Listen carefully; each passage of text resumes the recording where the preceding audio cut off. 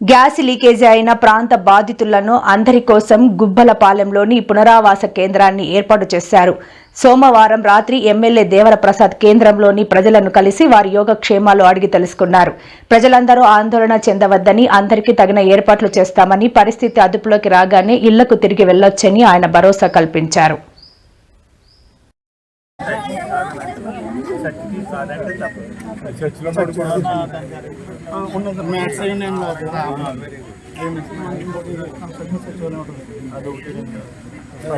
ఏ comfort అయినా తీసుకోండి, generator పెట్టి పవర్ ఇచ్చినారు, జనరేటర్లు అన్ని పెట్టండి.